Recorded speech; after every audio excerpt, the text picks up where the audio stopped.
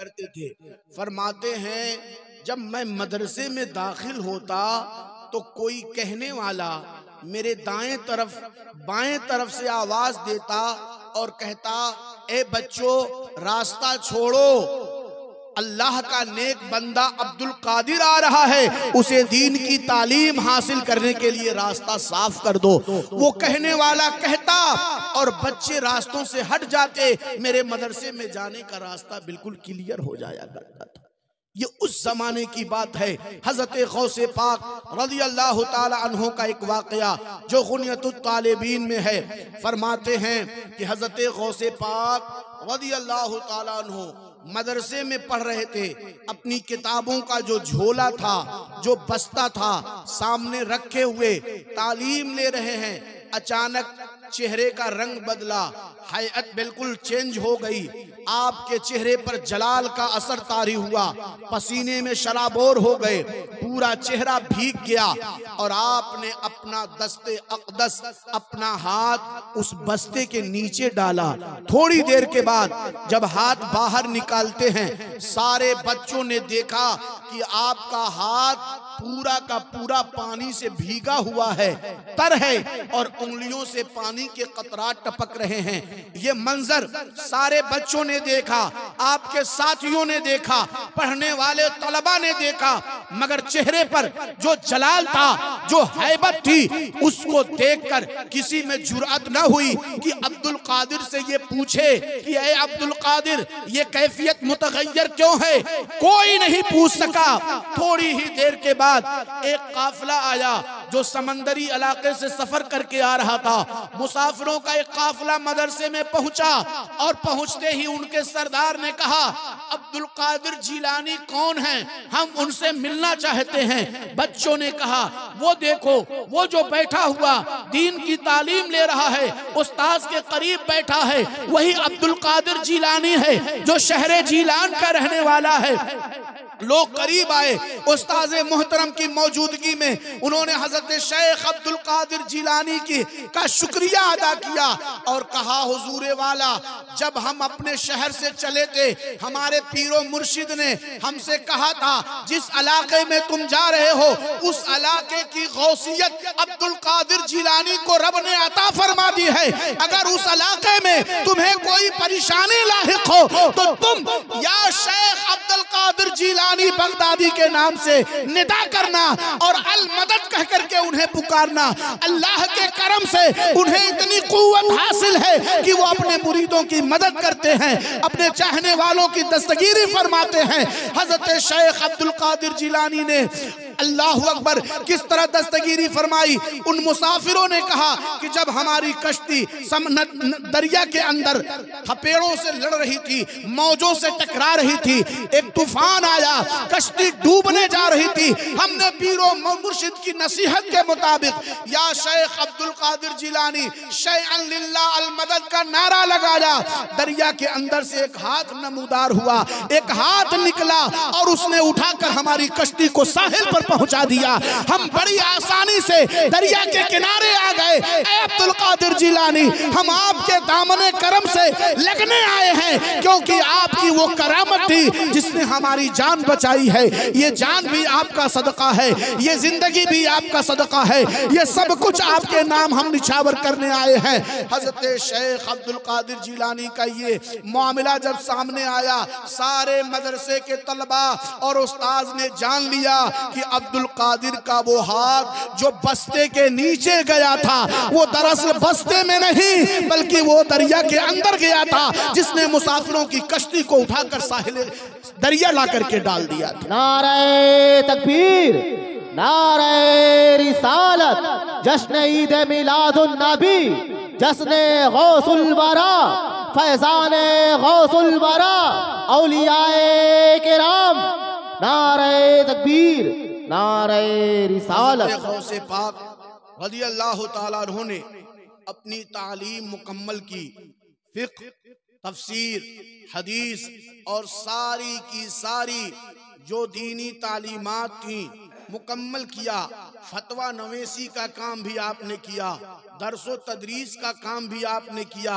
आप फतवा जिस जमाने में लिखते थे, आपके फतवा लिखने का इतना चर्चा था कि अरबो अजम के तमाम मुफ्तियाने किराम जहां घुटना टेक देते, हजरत गौसे पाक का कलम वहां भी चलता था। और ऐसा चलता था कि दुनिया के बड़े बड़े मुफ्तियाने किराम की अक्लें दंग रह जाती कि अब्दुल कादिर जिलानी जब लिखते हैं तो बरजस्ता ऐसा जवाब लिखते हैं कि जहां तक लोगों की अक्लें नहीं पहुंच पाती। सुभान अल्लाह, सुभान अल्लाह। बड़े बड़े अरब और अजम के मुफ्तियाने किराम की बारगाह में एक इस्तिफ्ता आया। साइल ने एक सवाल किया और उस सवाल में ये लिखा था कि एक शौहर है जिसने कसम खाई है कि अगर मैं ऐसी इबादत न करूं जिस इबादत में मैं उस वक्त तन्हा रहूं तो मेरी बीवी 3 तलाक से मुतल्लका हो जाए। कसम खाने वाले की कसम को आप समझें। कसम खाने वाले ने ये कसम खाई कि अगर मैं एक वक्त में ऐसी इबादत न करूं जिस इबादत को मैं तन्हा कर रहा हूं, उस इबादत में दुनिया का कोई इंसान शरीक ना हो, ऐसी इबादत अगर मैं न करूं तो मेरी बीवी को 3 तलाक। अब ये मसला मुफ्तियाने किराम के दारुल इफ्ता में पहुंचा। बड़े बड़े मुफ्तियाने किराम इसका जवाब लिखने से आजिज रह गए। कोई सूरत ही नहीं थी। अगर वो नमाज पढ़ता तो जितने बजे वो नमाज पढ़ता दुनिया में कोई ना कोई उतने बजे नमाज पढ़ रहा होता। अगर वो रोजा रखता तो जिस दिन वो रोजा रखता उस दिन दुनिया का कोई ना कोई इंसान तो रोजादार होगा ही। अगर वो ज़कात देता तो कोई ना कोई उस दिन ज़कात भी दे रहा होता। उसके कसम का तकाजा ये था कि कोई ऐसी तन्हा इबादत वो तन्हा उस वक्त में करे जिस वक्त दुनिया का कोई इंसान उस इबादत में मसरूफ न हो। हजरत गौसे पाक की बारगाह में भी ये इस्तिफ्ता पहुंचा।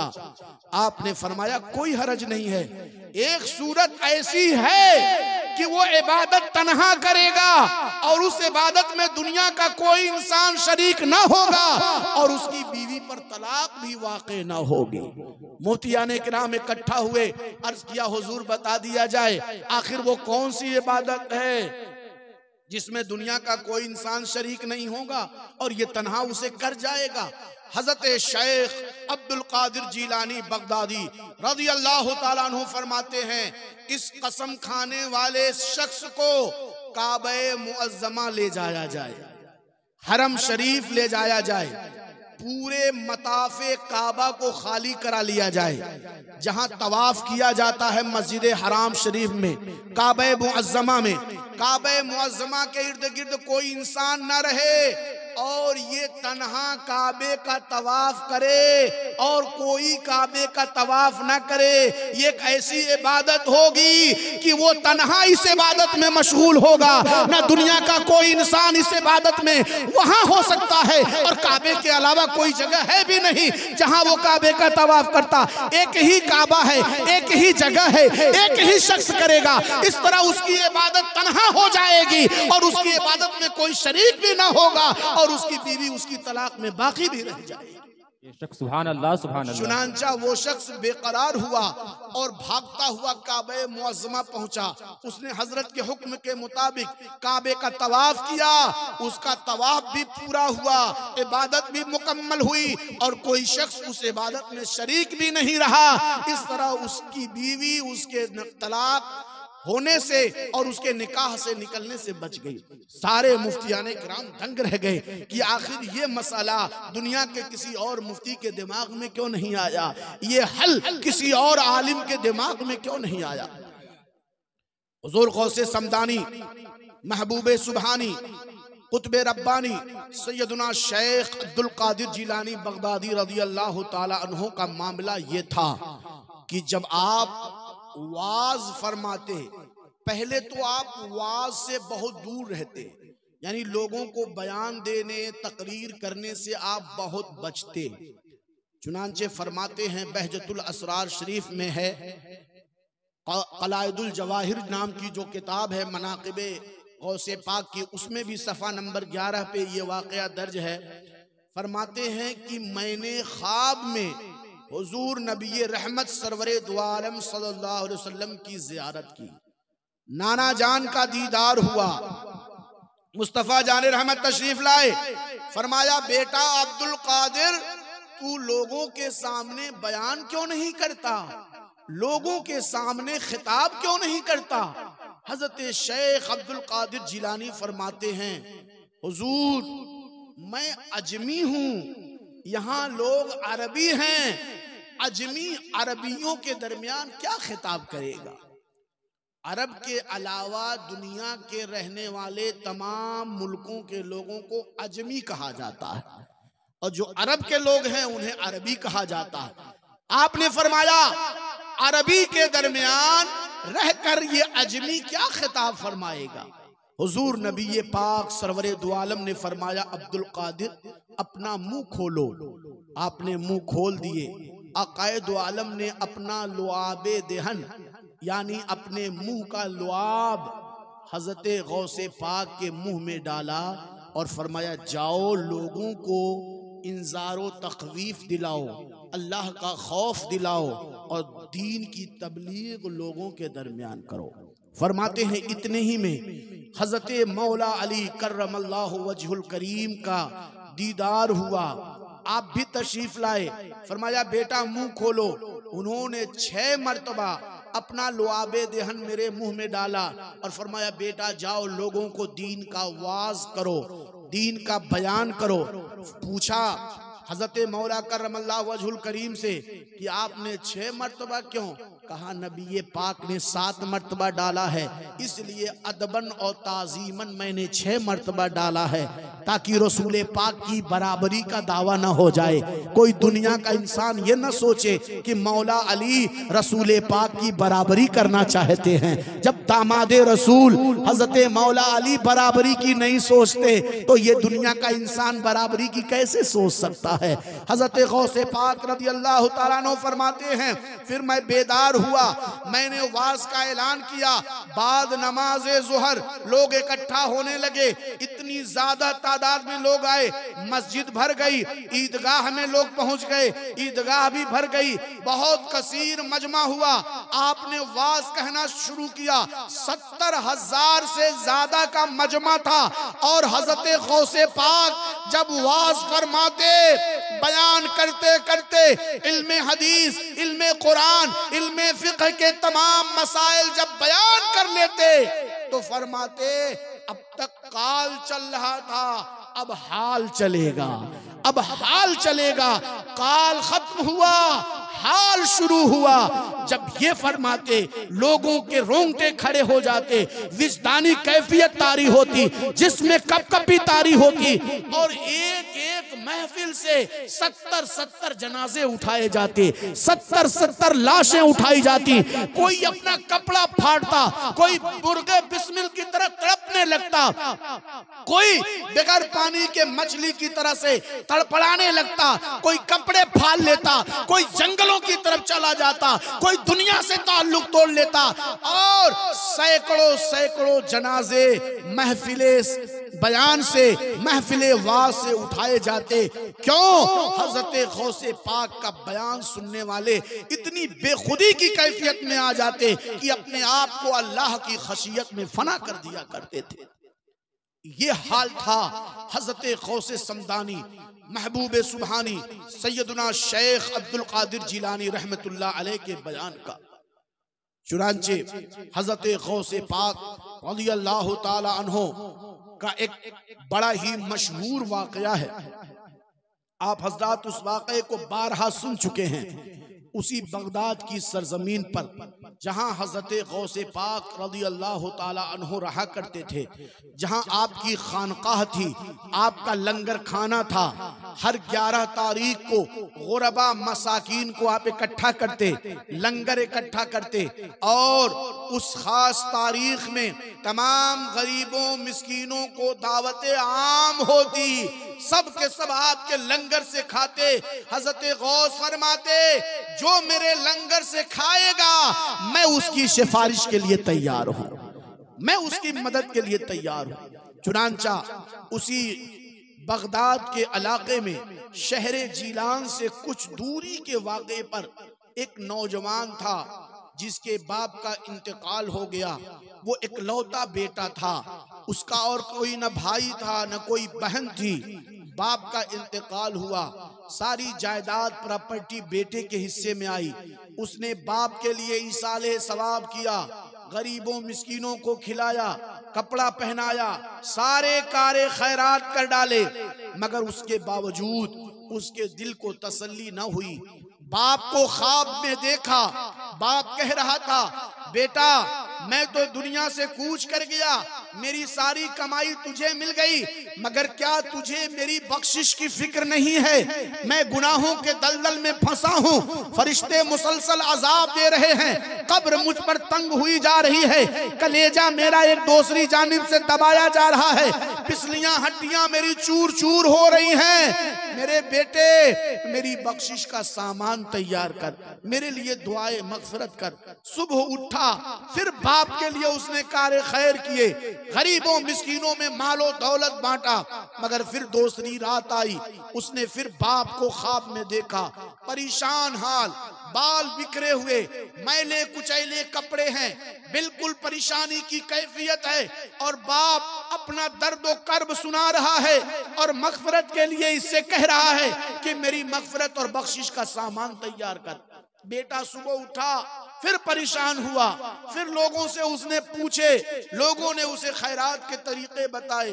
3 रात मुसलसल जब वो देख चुका, तीसरी रात उसने अपने बाप से ख्वाब ही में सवाल कर लिया, अब्बा हुजूर मैं तो आपकी बख्शिश की पूरी कोशिश कर रहा हूँ, हर जतन कर रहा हूँ, मगर आपकी परेशानी दूर होने का नाम नहीं लेती।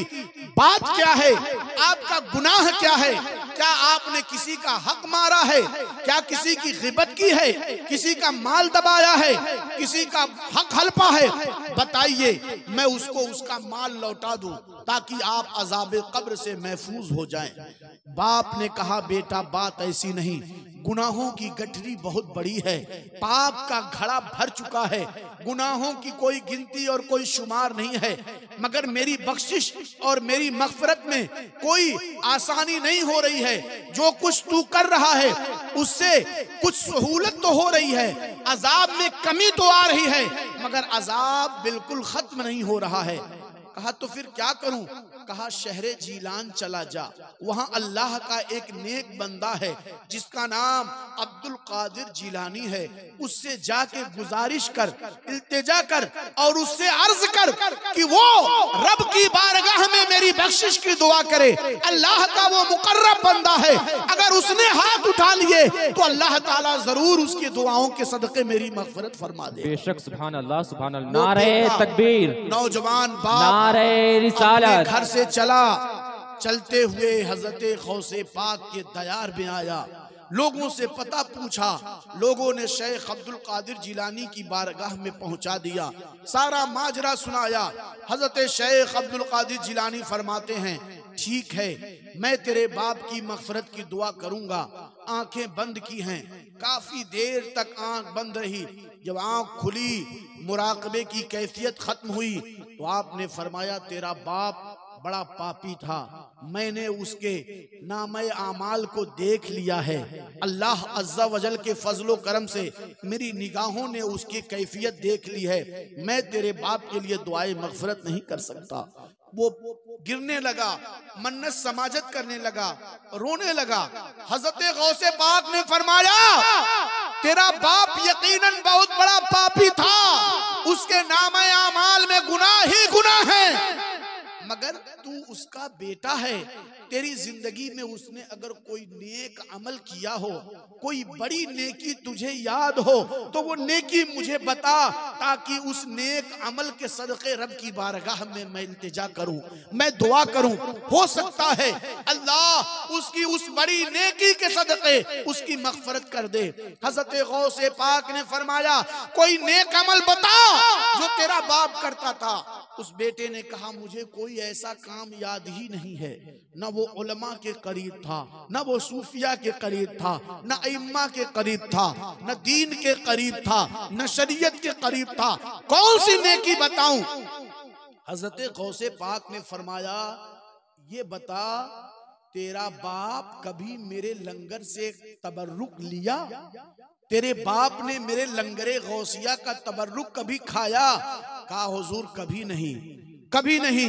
मैं तो नहीं जानता कि उसने लंगरे गौसिया की न्याज खाई हो, तबर्रुक खाया हो। हजरत गौसे पाक फरमाते हैं तो ये बता कभी वो मेरी खानकाह के सामने से गुजरा? कहा हुजूर आपकी खानकाह के सामने से गुजरना भी याद नहीं, आपकी खानकाह के सामने से उसका जाना भी याद नहीं। फरमाया तो फिर ये बता मेरे सिलसिले कादिरिया में किसी सही पीर से बैअत हुआ? कहा हुजूर ऐसा भी मुझे नहीं मालूम कि किसी अच्छे पीर से उसने हाथ डाला और हाथ रख करके बैअत किया, ऐसा भी मुझे नहीं मालूम।